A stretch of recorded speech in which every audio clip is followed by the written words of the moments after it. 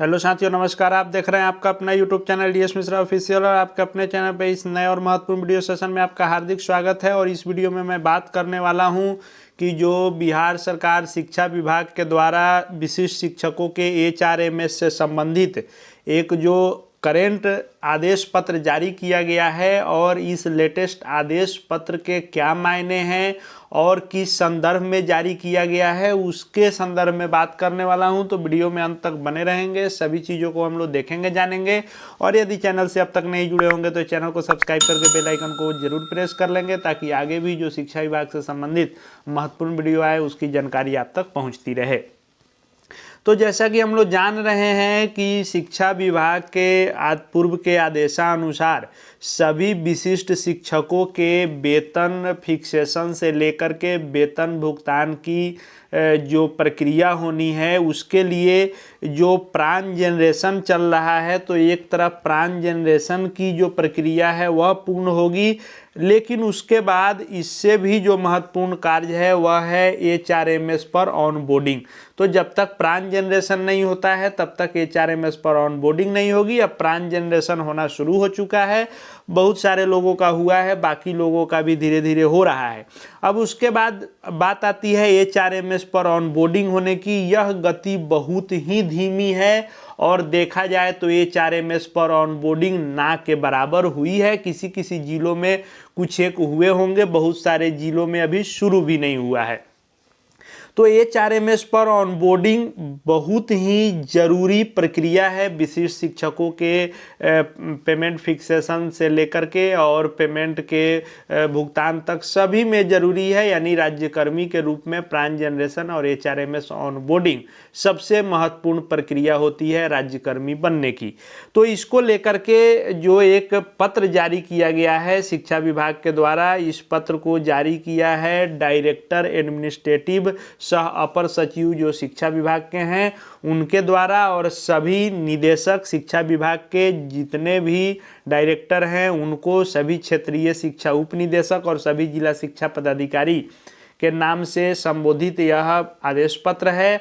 और इसमें कहा गया है कि एचआरएमएस फेज 2 जो दूसरे फेज की एचआरएमएस की मॉड्यूल है। एचआरएमएस आप जान रहे हैं कि ह्यूमन रिसोर्स मैनेजमेंट सिस्टम जो है, यानी मानव संसाधन के मैनेजमेंट के लिए जो यह सिस्टम बनाया गया है, इस पर सभी सरकारी कर्मचारियों के सभी डाटाबेस तैयार किए जाते हैं और इसी के आधार पर सभी का पेमेंट इत्यादि जो भी कार्य होता है इसके तहत होता है।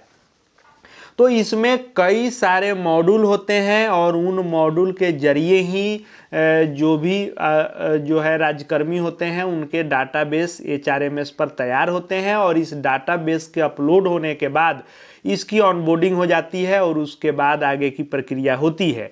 तो इसके तहत कई सारे मॉड्यूल हैं इसमें, जिसमें महत्वपूर्ण रूप से एक है जो कैडर मैनेजमेंट है, यानी जो आपका कैडर बन रहा है, जैसे विशिष्ट शिक्षकों का जो एक अलग है कैडर, इसका जो एक मैनेजमेंट सिस्टम है उस पर काम होता है। लीव मैनेजमेंट है, ई सर्विस बुक करेक्शन है, इम्प्लाई सेल्फ सर्विस है, उसके बाद वेरिफिकेशन सर्विस है, इम्प्लाई कन्वर्सेशन है, मेडिकल एडवांस है, इन एसेट से लेकर के बिल जनरेशन ट्रेनिंग, इन सब से संबंधित यह मॉड्यूल हैं।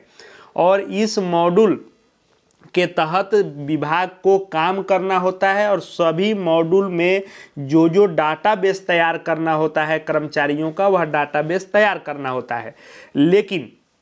लेकिन इसमें जो मुख्य सचिव के द्वारा 3 मार्च 2025 को समीक्षा की गई कि एचआरएमएस पर ऑनबोर्डिंग और डाटाबेस तैयार करने की स्थिति क्या है, तो जो वर्तमान में शिक्षा विभाग की स्थिति है इस पर असंतोषजनक पाई गई है।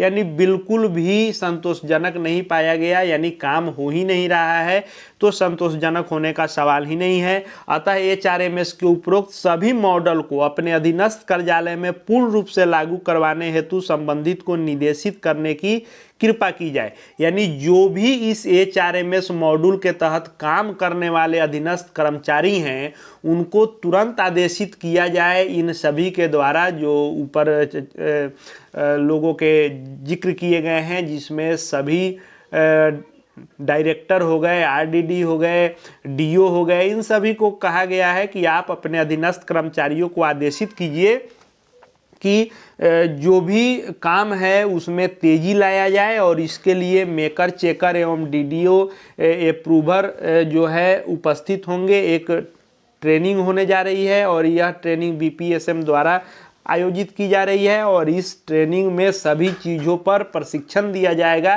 कि कैसे इन सभी मॉड्यूल पर तुरंत काम करना है। इसके लिए श्री संजय कुमार चौधरी जो उप निदेशक हैं प्राथमिक शिक्षा के, श्री अब्दुल अंसारी जी जो उप निदेशक हैं माध्यमिक शिक्षा के, अमरेश कुमार मिश्रा जो संयुक्त सचिव हैं एडमिनिस्ट्रेशन डिपार्टमेंट के शिक्षा विभाग के, और श्रीमती सुषमा कुमारी जो संयुक्त निदेशक हैं एससीईआरटी के, उसके बाद श्रीमती उषा गोस्वामी अवर सचिव हैं जन शिक्षा के। इन सभी को कैडर मैनेजमेंट नोडल के रूप में उपस्थित रहने को बोला गया है। यानी ये सभी एचआरएमएस पर डाटाबेस तैयार करने और इसके ऑनबोर्डिंग में कैडर मैनेजमेंट के नोडल अधिकारी ये ही हैं और ये इसमें उपस्थित रहेंगे इस ट्रेनिंग में। और इस ट्रेनिंग के दौरान किसी भी तरह की तकनीकी कठिनाई हो तो सुरेंद्र कुमार जो इसके, और श्रीमती प्रिया राजपाल जो ये आईटी मैनेजर हैं, इन सभी से संपर्क किया जा सकता है। इनका नंबर भी उपलब्ध कराया गया है और साथ ही साथ सभी डाटा एंट्री ऑपरेटर इत्यादि प्रशिक्षण में भाग लेंगे और सचिव शिक्षा विभाग इस कार्य की दैनिक समीक्षा इनके द्वारा की जा रही है। और यह आदेश किया गया है सुबोध कुमार चौधरी जी जो डायरेक्टर हैं एडमिनिस्ट्रेटिव सह अपर सचिव एजुकेशन डिपार्टमेंट बिहार के। यानी कहीं ना कहीं शिक्षा विभाग ने पाया है और हर जगह आवाज़ भी उठ रही है कि विशिष्ट शिक्षकों के एचआरएमएस ऑनबोर्डिंग इत्यादि का काम बिल्कुल ठप पड़ा हुआ है। इसी पर यह आदेश हुआ है कि इस मॉड्यूल पर सभी को निर्देशित किया जाए और इसमें ट्रेनिंग दे करके तुरंत इस पर काम तेज़ी से शुरू कराने के लिए यह पत्र लिखा गया है, ताकि विशिष्ट शिक्षकों या शिक्षा विभाग में आगे जो भी राज्यकर्मी के रूप में ज्वाइन करेंगे उन सभी के एचआरएमएस ऑनबोर्डिंग की प्रक्रिया में गति लाई जा सके, इसके लिए आदेशित किया जाएगा।